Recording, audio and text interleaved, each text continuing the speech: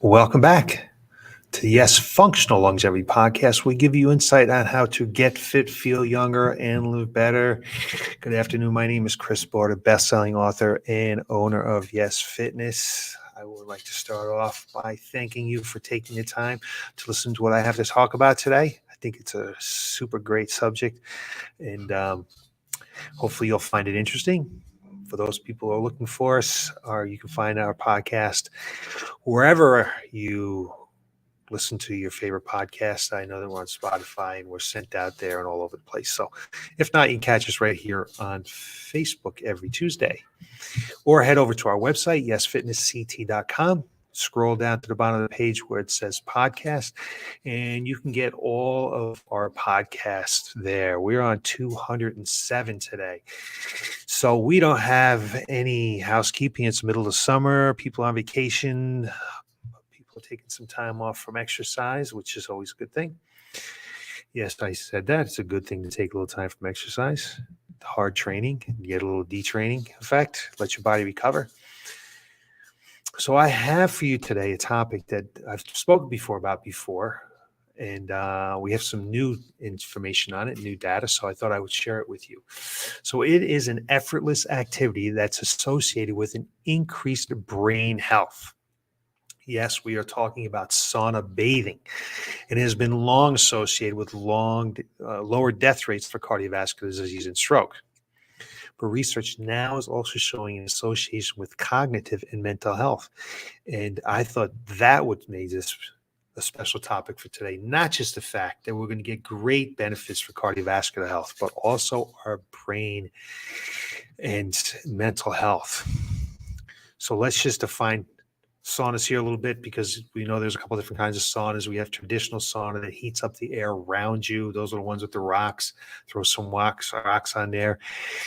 Get the heat up nice and high.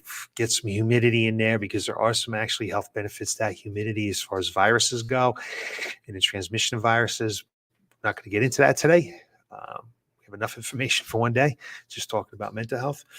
So that warms the air around you. And then there's the infrared lamps, which is really much more, you'll find more common. They use electromagnetic radiation to warm your body directly, kind of like almost like a microwave, sort of, right? It's not heating the air, it's heating your body directly. And these saunas use infrared panels instead of conventional heat to easily penetrate that human tissue, heating up the body before heating up the air. Now, I know you might be concerned with the fact that, hey, what's going on here? Should I be heating up my body like that? Research shows that there's no harmful effects with infrared saunas. And we're going to talk about those contraindications to sauna use or sauna bathing all the way towards the end. But before we get into that, let's talk about sauna bathing in general. So saunas, just a little bit of recap. Sauna bathing has been around for centuries and is associated with slowing the aging process. Sauna exposures the whole body to extreme heat, which is a form of a stress. And the effects of heat stress on longevity have been shown in both flies and worms. We do research on flies and worms, right? Increasing their lifespan by as much as 15%. And you're saying, well, what about humans? Well, there's some studies that show great benefits, right? And I've discussed this before. A large observational study in humans has identified strong links between sauna use and lower risk for age-related conditions such as cardiovascular disease and now cognitive decline in premature death. It's a cognitive decline that we're going to get into in a second.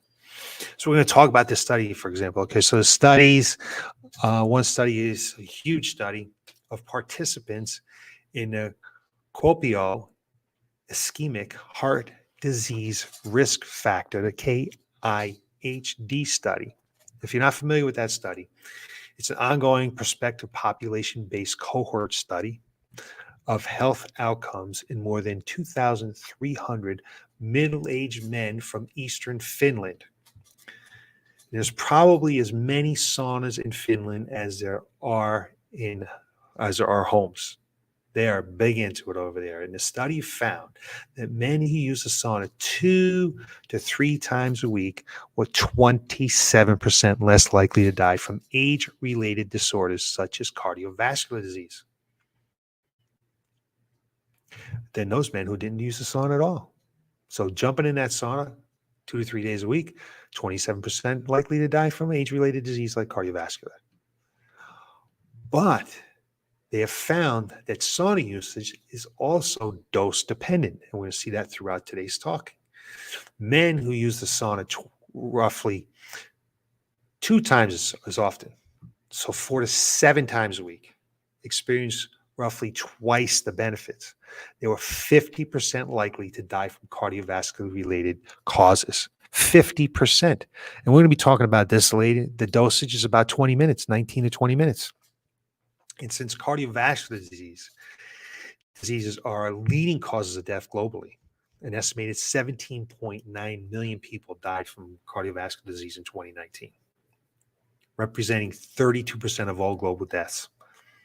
Of these deaths, 85% were due to heart attack and stroke. 50% decrease in that number would be pretty significant. The KIHD findings also showed that frequent sauna users had a 40% less, or 40% less likely to die from all causes of premature death. 40% of all causes. These findings held up even when you considered age, activity levels, lifestyle factors that might have influenced the men's health. And we've talked about this before, and we're going to talk about a few more of the benefits, kind of what happens here. So let's continue with our quick little review here. I guess in the links I could put the previous podcast we talked about it, but you go to the page, you can find it pretty easily, right?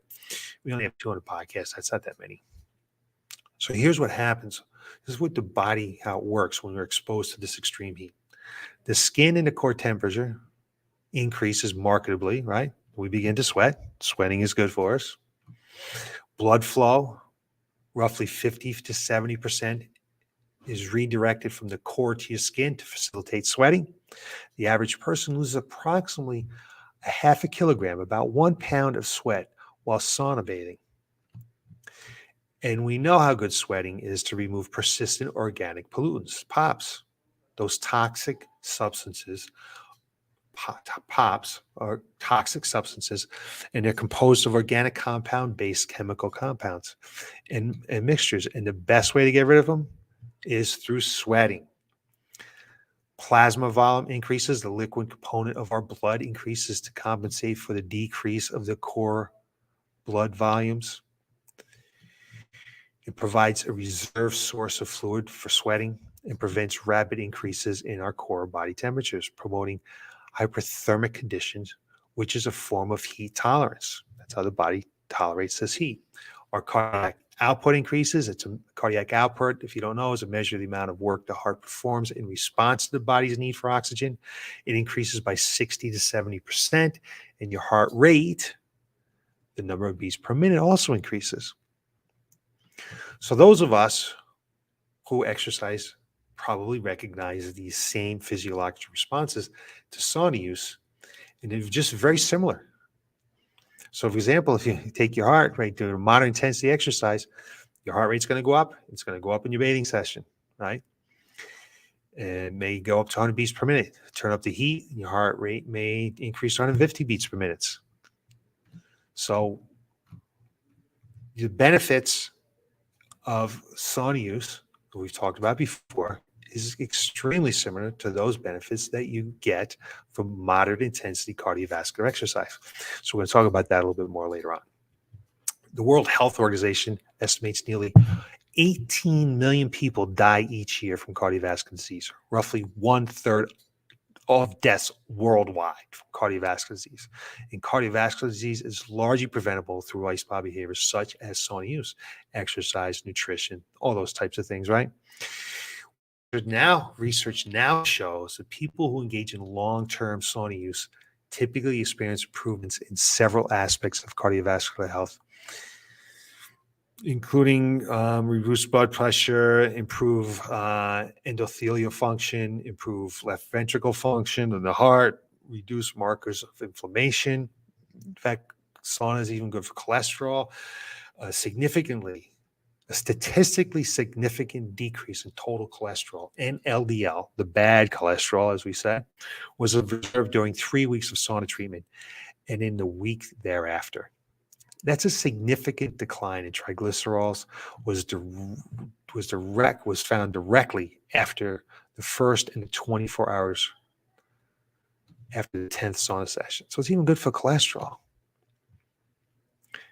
So what we love about the sauna is, what's really cool is that it's a form of heat therapy that is proposed as an alternative to exercise for people who are unable to engage in physical activity due to chronic disease or physical limitations. So if you can't exercise for some reason, try to get yourself a sauna and get in there, because you're going to get the same benefits as you would get from moderate intensity exercise.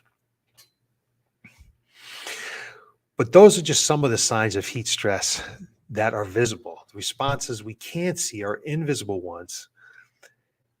The ones to heat stress occur to the cellular and molecular level, like through hormesis. Hormesis, as we've talked about, is a defensive response that occurs following exposure to mild stressors.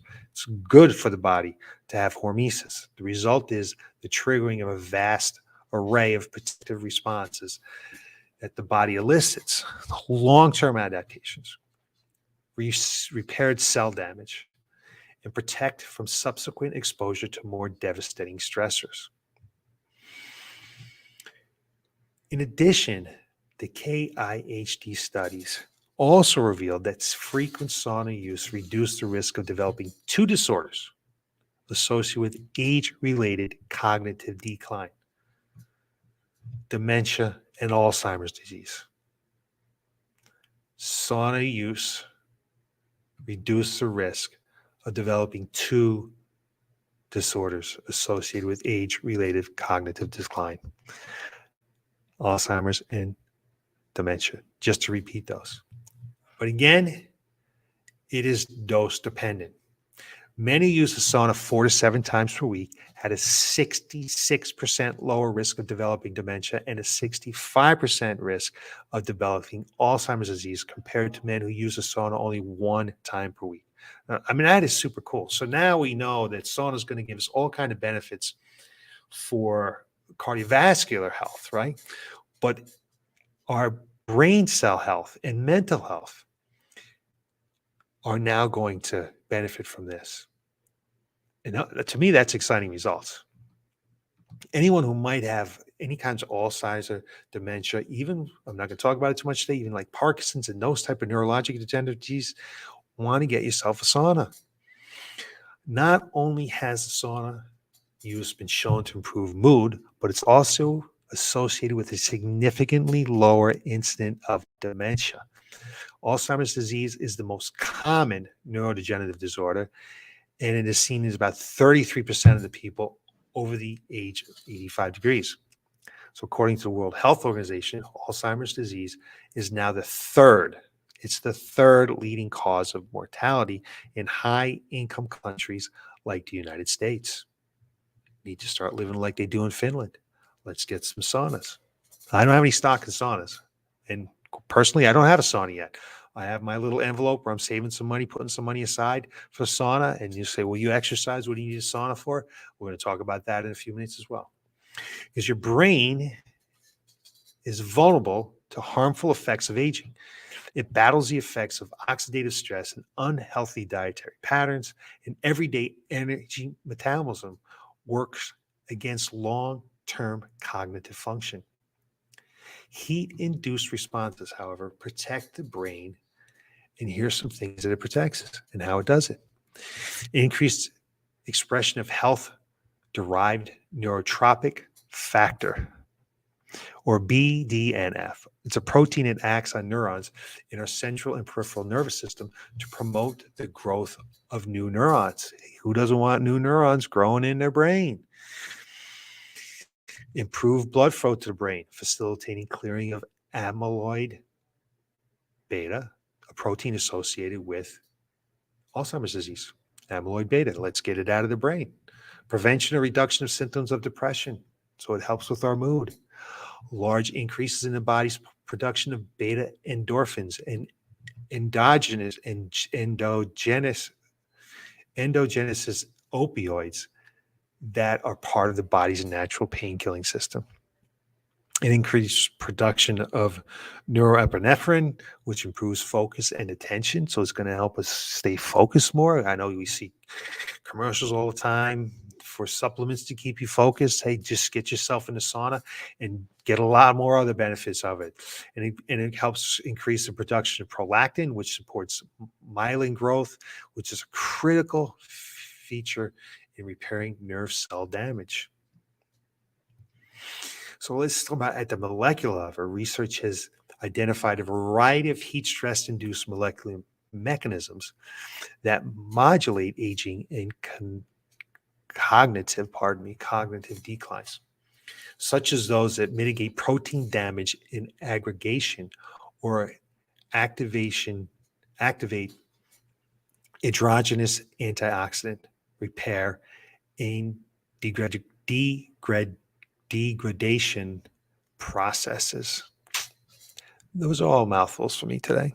Some of these mechanisms include increased expression protective factors like number one, heat shock proteins, which we've talked about before. You want heat shock proteins. So heat shock proteins are a family of proteins that are activated in our cells in response to mild hyperthermia. They have prominent roles in many cellular processes, including your immune function, your cell signaling, and your cell cycle regulation. They protect cells by repairing damage in misfolded proteins and help clear aggregates of damaged proteins from the cells. This is exciting research on heat shock proteins as a potential treatment for neurodegenerative diseases. Studies in cells and animals have shown that increases in heat shock proteins in the brain decreases the abnormal protein aggregates. We do not want to have abnormal protein aggregates, and it increases brain cell health and longevity. We want those heat shock proteins to help maintain the integrity of the protein in our cells. Now, genetic variants of some heat shock proteins are associated with longer lifespan, which we've discussed in other podcasts. So we want heat shock proteins. Also, NRF2, which is an emerging regulator for cellular resistance to antioxidants. So NRF2 activation provides protection against antioxidant stress and chronic inflammation, the underlying causes of most chronic diseases. And then we've got FOXO3, which is a transcriptional regulator that plays an important role in human lifespan and health aging. So we want more FOXO3, which helps regulate autophagy. And autophagy, if you don't remember that term, is the body's way of cleaning out damaged cells to regenerate newer, healthier cells. Good things, all good things for the brain, right? It increases interleukin-6, which is a pro-inflammatory cytokine, interleukin-10, which is an anti-inflammatory cytokine. These two proteins that moderate your body's inflammatory response. There's more. There's more that's going to help the brain and the brain health. Sauna, that's peripheral nerve growth. So sauna bathing has been shown to promote peripheral nerve growth and health. Damaged nerves treated with far infrared regrow faster and slower. So rats treated with far infrared after sciatic nerve injury showed improved function and nerve regeneration, with nerve cells growing faster, with greater diameter, and with thicker myelin sheaths. Good stuff. It has a positive effect on autonomic immune system. Okay, nervous system, I should say. Keeps it in balance. So the autonomic nervous system controls our physiological state. When we're in a sympathetic state, it activates our fight or flight response. It increases blood pressure, elevates blood sugar, and decreases digestion and healing. We don't want to be in that state. We want to be in this parasympathetic branch that activates the rest and digest state. It decreases our heart rate and blood pressure, diverts blood flow to the internal organs, and promotes digestion and healing. We want to be in a parasympathetic state. That's why we breathe before we class. We are designed to spend the majority of our time in this parasympathetic state. However, constant modern life stresses can cause chronic sympathetic activation, leading to many diseases of chronic stress, including heart disease, diabetes, gastrointestinal problems, depression, and anxiety. So the sauna bathing has proven to activate the parasympathetic nervous system. So you want to bathe for that. And then we have some other things about the mental and well-being.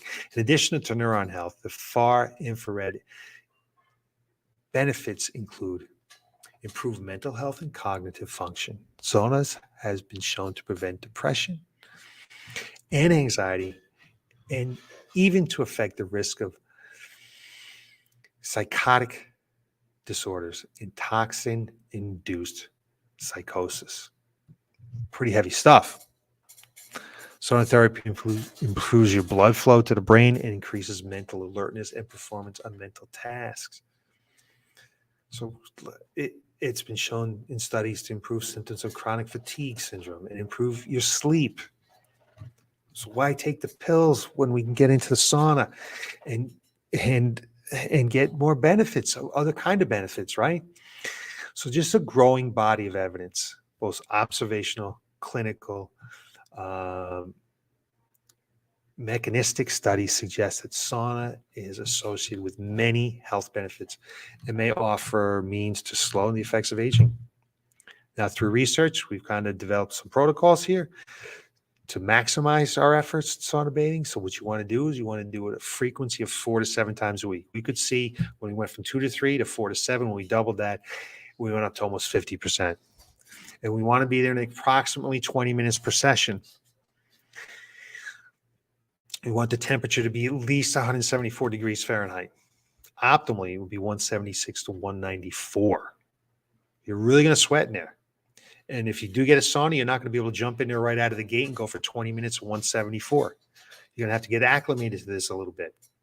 And if you can't handle 174, and let's say you're 125, 130, then you need to go a little bit longer to get those same benefits. You need to get to 30 minutes, 35 minutes, 40 minutes. What I like about it is just 20 minutes in and out, 20 minutes out of your day, 4 to 7 times a week. I think, I'm saving for one. I got other things I need to save for because I need a driveway and I needed a roof, but it's on my list of things. I put money aside each week so I can get a sauna. So some people that would want to certainly always consult your physician if you have any questions.